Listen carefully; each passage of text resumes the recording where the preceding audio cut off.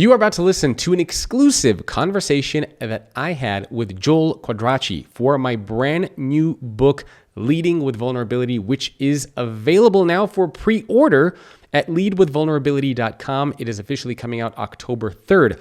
Joel is the chairman, president, and CEO of Quad, which is a $3 billion global marketing experience company. They have over 15,000 employees. The conversation that I had with Joel is one of over 100 conversations that I had with CEOs at companies around the world, CEOs just like Joel. The whole point of having all these conversations was to look at the trends, the common patterns, how CEOs around the world are thinking about and talking about leadership and vulnerability inside of their organizations and inside of their lives. All the conversations are candid, all the conversations are unscripted, and all the conversations are exclusive to the research that I have done for this book.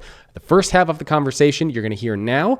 To get access to the second half of the conversation when it becomes available, you're going to need to head over to greatleadership.substack.com. That's greatleadership.substack.com. And I hope this will entice you to pre-order a copy of the book, which you can do at leadwithvulnerability.com. And when you do that, you're going to get access to some pretty cool bonuses, including additional CEO interviews. These are going to be full interviews, hour-long conversations with the CEOs of GE, American Airlines, Edward Jones, and a couple others. So again, that's leadwithvulnerability.com to pre-order. And now let's get right into this conversation with Joel.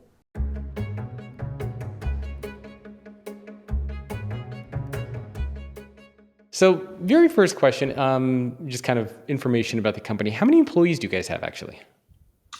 Today we have about 15,000 employees with, probably 90% of that in the United States, but then we're in Poland, we're in Mexico and South America as well. Wow, so you guys are a pretty large sized company. Yeah, we've done a lot over the years. Yeah, no, it sounds like it. Well, when you hear the phrase vulnerable leader, that can obviously mean a lot of different things to different people. What does that mean to you? What visuals or associations come to mind for that? Yeah, and I've thought a lot about that as I was thinking about the topic we're going to discuss today. And, I actually equate the term vulnerable as a leader more into being real. I think sometimes vulnerable people have a sort of a negative view of what that word means. It means you're too soft or you're too this or you're too that. When in fact, it's really kind of just saying be a real person. And that's really been my style. It's been what I grew up with. And, I think our corporate culture is based on it. Just be real. Yeah. So when you say real, does that mean actually, let me ask you, what does being real mean? I think it means showing that you're just another person. I think this company was founded as an employee-centric company in 1971 by my father, and it was always about just talking to people like they like to be talked to at home, by friends and family. And you look, I'm wearing a blue uniform. Well, we grew up as a printing company originally, and I'm wearing the same uniform as the leader as all the employees on the floor would wear. We've grown into much more today. We're very much an agency and a marketing experience company. But what my experience is that, corporate America tends to put this sort of hierarchical perspective, onto, different roles in a company. And the higher up you get, the more formal and scarier you're supposed to be. Yes. When in fact, I do a lot of the same things my employees do on weekends. I have friends, I have wants, I have likes, I get sad, I get depressed. You have friends? What? Well, once in a while, yeah, I try and maintain them, but yeah. So it's being real is really just about showing people that you're more like them than not, as opposed to trying to put on this front and this sort of lens that you're supposed to be viewed as a corporate leader.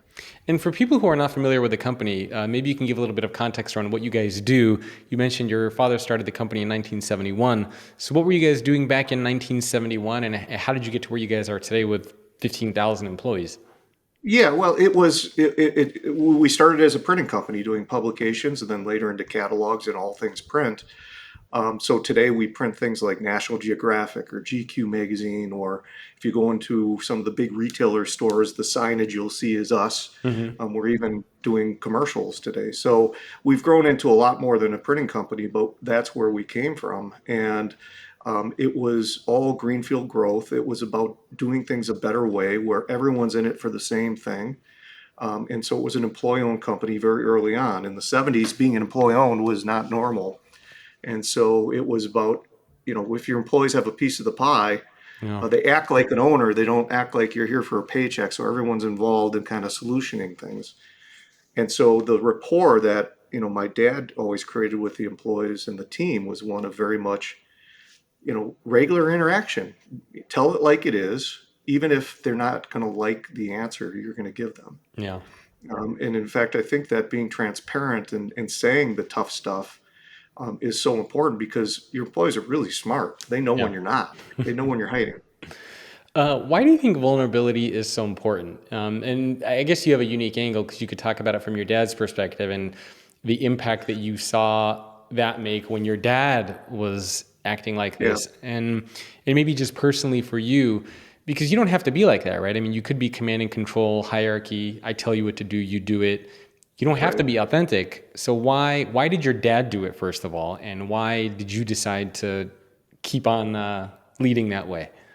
Because I saw him do it. He was a master at understanding people, and he could be the CEO when he had to be. But people all felt like they knew him personally, even when we ended up with a lot of employees. He passed away in 2002, I'm sorry, at a young age of 66. So I had to Oh, take on this role pretty early. But I grew up with watching that, and what I saw was it sort of broke the ice for people. yeah. It allowed them to listen on a different plane and to also, I think they've always felt like they were learning something as opposed to being told something that is scripted, that is, something that corporate put on because they don't want you to know the real story. Yeah. And what I learned from my father, he said, look, if you don't tell the real story, regardless of what you say, they're going to make up what they think the real story is. Yeah. And many times it'll be worse than what the real story actually is. So why not just tell it in the first place? Yeah. Yeah. Fair enough, right? Very straightforward.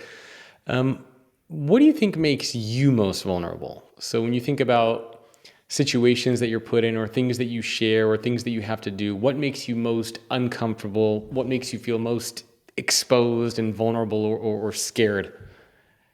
I think it's look. I've been told more than once that I'm an unlikely CEO. I was a philosophy major, but I grew up around the business, and I don't have a huge ego. We all have egos, but I don't have that sort of feeling I have to be command and control and be the CEO in the room. That when I'm asked to or when people treat me that way, it makes me a little bit uncomfortable because I feel like, okay, somehow you're treating me like I'm that CEO I don't want to be, which means that somehow I'm not relating to you. I haven't impacted you so that you feel comfortable around me. And Hmm. so I'd say when people are uncomfortable and sort of have that, with 15,000 employees, we have these big family picnics. People will come up and they'll be like a little bit starstruck, and I don't know what to do with that because I don't view myself that way. Yeah. I'm pretty self-critical, very probably too self-aware, to the point of sometimes maybe I'm overly self-critical. But it's sort of being put into the formality of the role that sometimes makes me feel a little bit out of place. So that makes you feel more vulnerable, let's say, than making a mistake or asking for help or admitting to a personal struggle or challenge. It's that kind of identity of who you are versus the kind of the CEO who you're supposed to be, or the stereotype of the Well, CEO. when I'm sort of put in that CEO role and someone's treating me like that traditional CEO, it's not that it makes me more vulnerable. It makes me feel like I have more work to do to break down that wall so that you're not viewing me that way, so that we can have a real conversation and not have me typecasted in such a way. So it puts pressure on me. I feel this pressure to say, okay, let's get you down from this sort of CEO sort of perception that you have, Yeah. and let's start to talk about real things. So if that doesn't make you feel vulnerable, what makes you feel most vulnerable?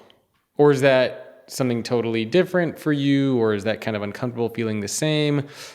Or does nothing make you feel that? No, I things. Of course, a lot of things make me feel vulnerable. This is not a simple industry. Yeah. It's been disrupted. We've had to, do a lot of things differently on a regular basis to survive. We've had to reinvent the company, And, in those situations when, sort of the buck stops here, you do feel very vulnerable.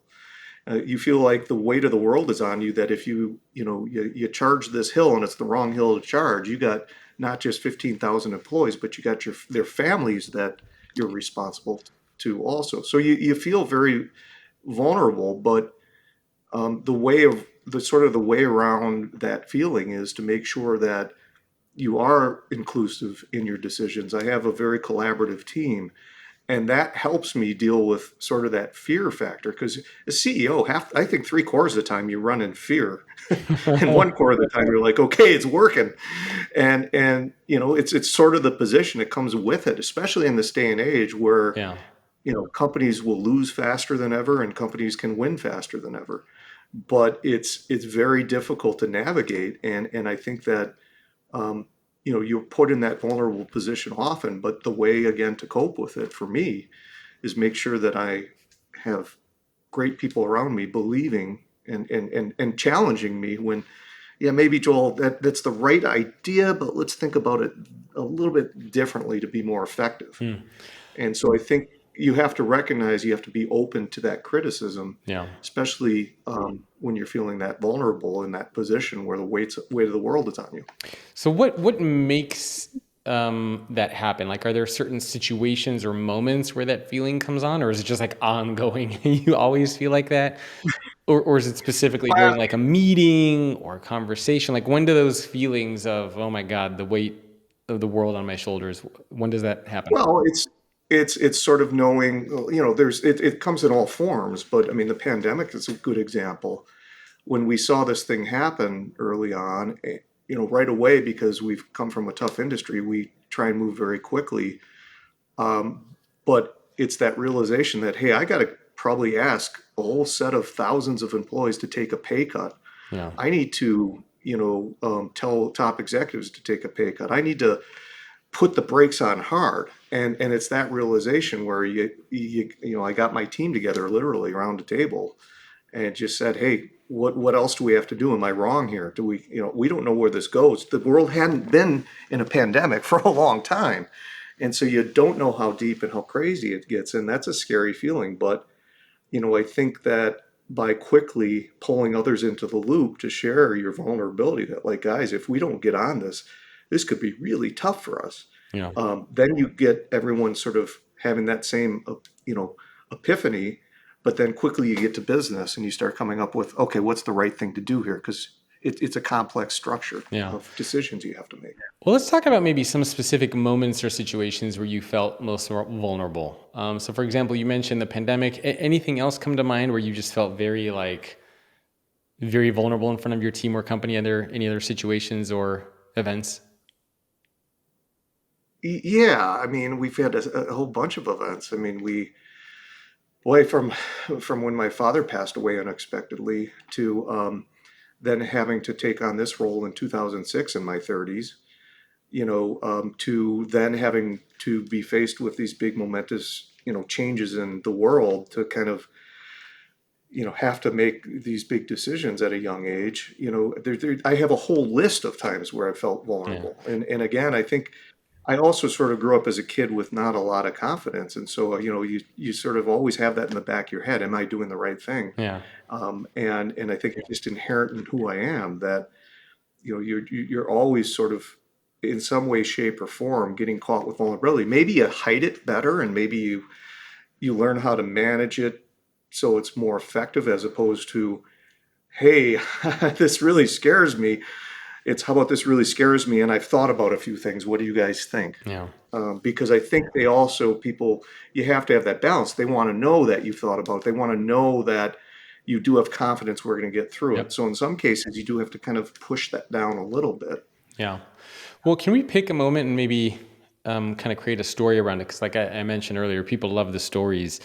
So you mentioned, for example, COVID. You mentioned when you first got promoted. So when you think back over the course of your career, what one moment stands out for you as something that made you feel very vulnerable? And was there a particular day, time? Like, the more specific you can get, the better. It was probably in I'd say the mid 90s. I had become at the time, a vice president, which there were probably 10 vice presidents, and my father. And he was in that smaller group. He was a little bit more command and control, Mm-hmm. and he was going down around sort of a conversation, and I thought he was wrong. And I spoke up. I said, I don't think you're right. And sometimes in that environment, when he was in the smaller group, it was a little scarier, I think, to speak up like that. And so immediately it was like, okay, the first time I had sort of been sort of the snot-nosed brat, the son of the founder, suddenly saying something, against what the founder was saying that he was very passionate about at the time.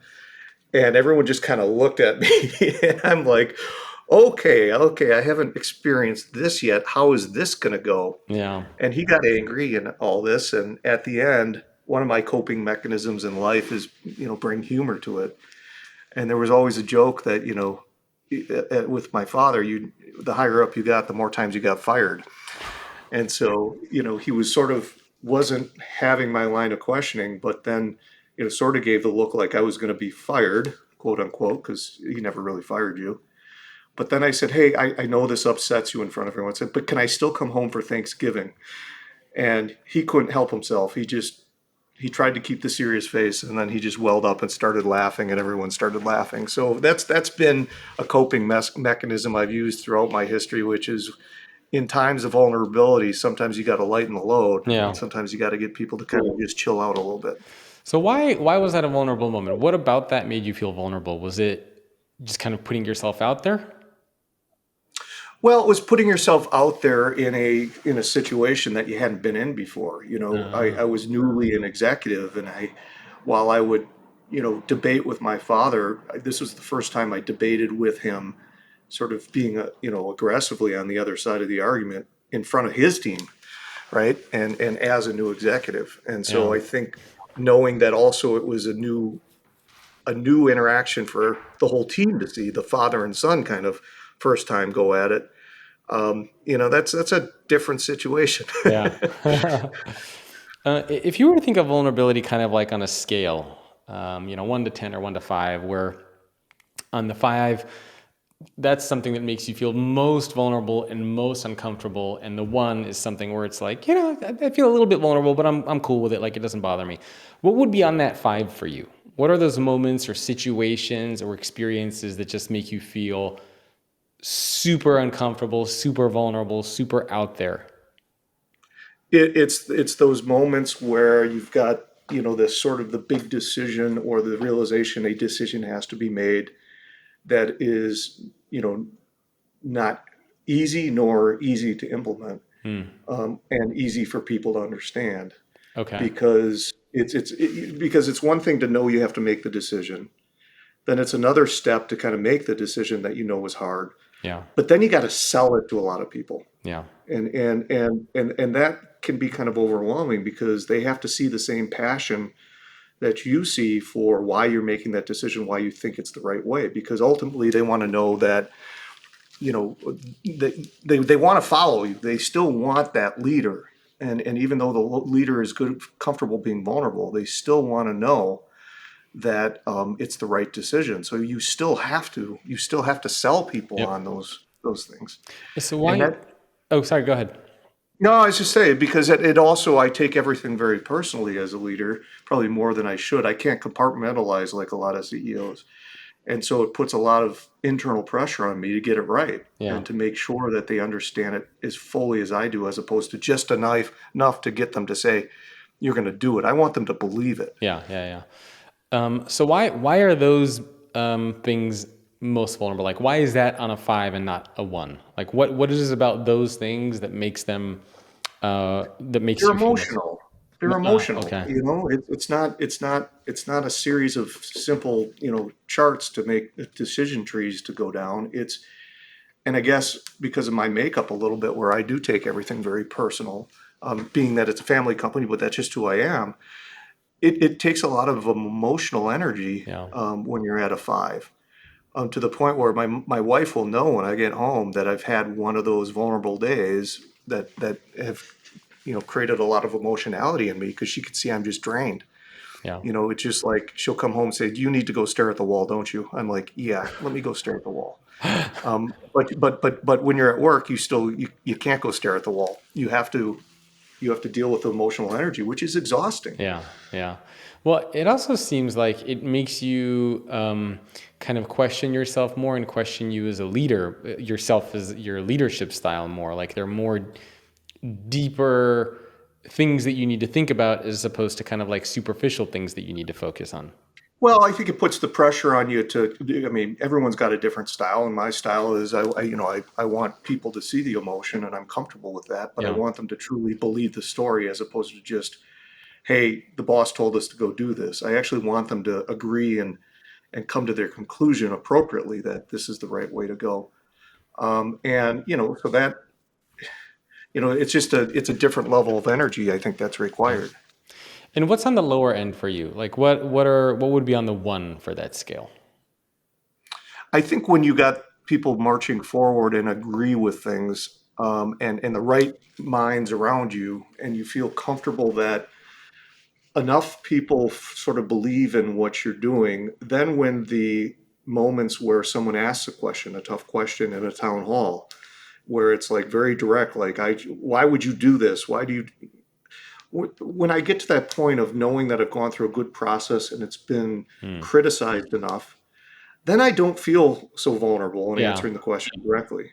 It's easier for me because I feel like I've been validated Got it. by smart people. No one's smart enough to know all the answers. Yeah. But I think when you've gone through a good process of discovery and inclusion of other people into the thought process, not yes people, Yeah. people are going to challenge you, and then finally you get to the right answer where the whole team feels good about the decision. That makes it so much easier. What about things like asking for help, admitting a mistake, or sharing personal challenges or struggles? Would that be kind of like on the lower end for you of vulnerability, that you're just totally cool with it? Or I'm totally cool with that. I'm okay, very comfortable with it. I've never had someone say, "Boy, you were too honest with us." yeah, I've never had someone say, "Gee, Joel, you shouldn't share the fact that you're not sure that this is the right answer." yeah, I get people, I had a response I got from one of my employees that I just had up here because I thought it was important. And it just, it kind of says it all. It's been a crazy ride, and I always look forward to your vlogs. These were video vlogs that I do. I watched your latest one tonight. It says, "I want you to know that you do a wonderful job. I know, though, this is tough on everyone, but so much for you and your family. You are believable. You're a good leader. You show understanding. You tell it like it is. You are honest." And it's those factors why I wanted to share that, because I think that's consistently what I get in terms of feedback. I do get people say, "I disagree with your answer, yeah, but I appreciate that you gave it the way you did and that you're passionate about it." I'd never get anyone saying you're too vulnerable. I've hmm, never had anyone say you're too honest. yeah. I think people expect the opposite. How so we talked about some like moments where vulnerability came out, but how does it manifest like on a day to day? So as you're interacting with your employees, with your team members, other leaders at the company, would you say that some you show vulnerability like on a regular basis? And if so, how does that become a part of your identity and your leadership style? Well, I mean, the honest answer is I don't know, right? Because I'm not in charge of how I'm being perceived. Yeah. And I could say all the right things here, but ultimately it's on over the course of time. Do people believe me because I'm willing to be vulnerable, willing to tell it like it is, willing to kind of come out of my shell and share my personal side with you? I think that's something that you'll pick up with comments like I just shared over time. But on a day-to-day basis, I'm not in charge of how I'm perceived. Yeah. But making sure I'm self-aware and that I do those own personal checks to make sure I'm not losing people is very important. So you're okay with, for example, on a regular basis, asking for help or talking about your family or sharing what's going on in your life. Like your employees know kind of the personal side of Joel, not just the work Joel. Yeah. Yeah, sometimes I'm probably too personal, but my town halls, like I used to do, in front of a lot of people, and we video broadcast to everyone at once. First of all, they're not scripted. We use slides here and there just for things that we need to do, but I literally wing it, and it sometimes drives my team crazy, but it works. And then as we transition to doing it virtually, more often than not, I also answer all my own questions, all the questions that come in. I don't have someone feeding them to me. Yeah. But for instance, when the pandemic happened, it was from my home office. My office was a mess. I have a drum set in the background. Not that I know how to play drums, but my daughters like to play around with it. I am who I am, and I'll wear a baseball cap. I wouldn't have shaved. I don't get all dressed up for the town hall when everyone's at home in the pandemic doing the same thing. I'm very comfortable just being me. And, I think when people were feeling at their heightened concern at the early stage of the pandemic, I said, let me get out of my home office. Let's go out in the yard. I'm going to interview my 13-year-old daughter and have her introduce them to the 13 chickens that we had. And so we went out into the yard, and I'm running around with a camera showing the chickens and having a conversation with them, just because you sort of recognize that at a point in time where there was so much concern on people's minds, to not just talk about the business being down to earth and casual, but actually just letting them in a little bit Yeah. and showing your own home. I had, it was fun. My daughter was like, yeah, here's, this chicken, here's that chicken. And now, even when I do these town halls and different back rooms, I'm in my main office today, but they'll recognize what's back there and start asking questions like, hey, I see you have a 6-pack of beer back there. I go, oh, boy, you're very perceptive. And so I'll answer that question as part of the stream, because you do get those types of questions, which mean people want to engage on a personal Yeah. front, not just give me the answers about the business. And Has the more you sort of pepper that in and have the balance between answering the questions that people need to hear the answers to about the business, allow them to ask questions about you, even your office setting, and what does that mean to you? And why, wow, you had a cool drone in the background. Yeah, I got this great drone. I like to do it when I'm, take photography of birds and things like that. It's yeah. like, it's a little bit of you that you're sharing. And the fact that I get more and more questions like that live because they know I might answer them, I think it shows that people, they enjoy you being real and enjoy hearing the other side. Has any of this ever backfired as far as the vulnerability, the being open and authentic and honest? Or has anybody ever used it against you, or has it ever, I don't know. Not not not necessarily to my face. I'm sure that there's times when people say, "Well, gee, he should stop doing that." And we'll get comments because we ask for it. We ask surveys after town halls and things like that, and you'll get some negative comments like, "Boy, you were a little too, being a little bit too playful with this topic or that topic." And it's like I'm okay with that, but I wouldn't call that a backfire. I'd call it Yeah. just, hey, it's a good sort of mechanism to understand where the vulnerabilities are, and I'll pull them out. I mean, I was doing one and we were talking about our employees in Poland the other week, and talked about, I made the comment about the Ukraine, and quickly one of the Ukrainians in Poland sent me a message saying, that's a Cold War term. It's Ukraine, not the Ukraine. Yeah.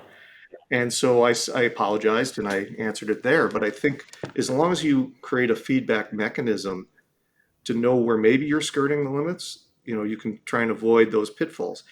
But quite frankly, some of these may have backfired in the message I was trying to do, but no one shared them with me. And that's the part that scares me the most, is when you don't know. What has been the greatest business mistake you've ever made? Oh, the greatest business mistake I do. What do you want a list? Uh, The yeah, yeah. 10 biggest Whichever mistakes? ones come to mind, because maybe we could share a little story around that, like your greatest business failure. I hope you enjoyed this conversation with Joel. Remember, to get access to the second half of this conversation, which is more fascinating and more interesting than the first part, head over to greatleadership.substack.com and you'll be notified as soon as that becomes available. And in the meantime, I hope you decide to pre-order a copy of the book, which you can do at leadwithvulnerability.com. That's leadwithvulnerability.com. And you'll get access to some really amazing and pretty cool bonuses, including an exclusive webinar that I'm going to be hosting, a sneak peek of the book before it becomes available, and also a couple of bonus CEO interviews that we're going to be releasing in the coming weeks. All of that is available, again, at leadwithvulnerability.com. So I hope you enjoyed this conversation. I'll see you next time.